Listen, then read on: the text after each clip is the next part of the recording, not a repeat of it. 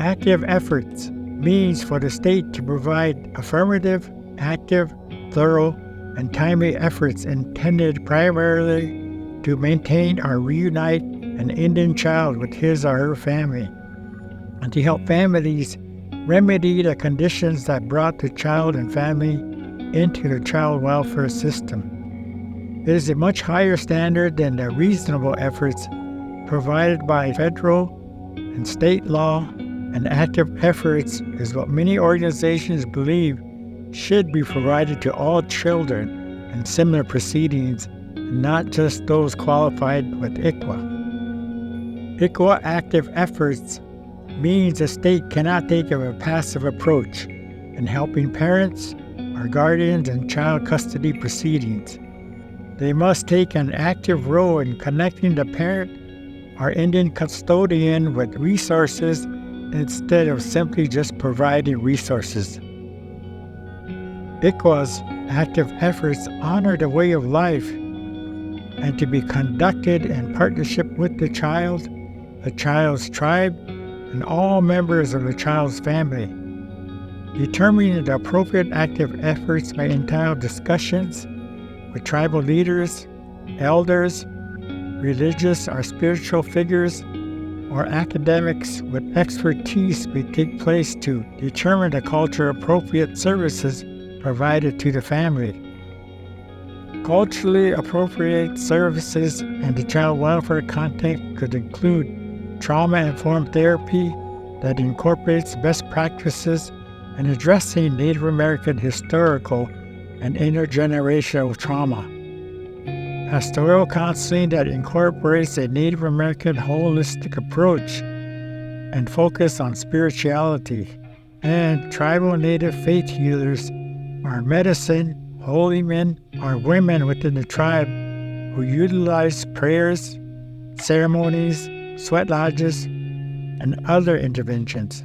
The ICWA regulations provide examples of active efforts which reflect best practices in the field of Indian child welfare, but not meant to be an exhaustive list.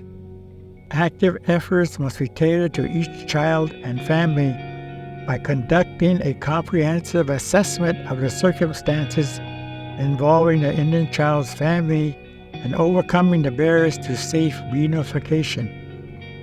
Active efforts may also include diligent search for extended family members, keeping siblings together, regular visits in unusual settings, and identifying appropriate resources. Active efforts are dependent on the circumstances and are unique in all cases. The state is required to make a judicial determination that active efforts to prevent the breakup of an Indian family have been provided prior to ordering an involuntary foster care placement or termination of parental rights. It is a recommended practice for a court to inquire about active efforts at every court hearing and actively monitor compliance with the active efforts requirement. This will help avoid unnecessary delays in achieving reunification with the parent or other permanency for the child. There is no time limit to providing specific active efforts, and may also include assisting the child or parents in obtaining tribal citizenship for the child to secure long-term benefits for the child, including access to programs, services, benefits, cultural connections, and political rights in the tribe. Documenting compliance and active efforts is required to be detailed and included in a court record.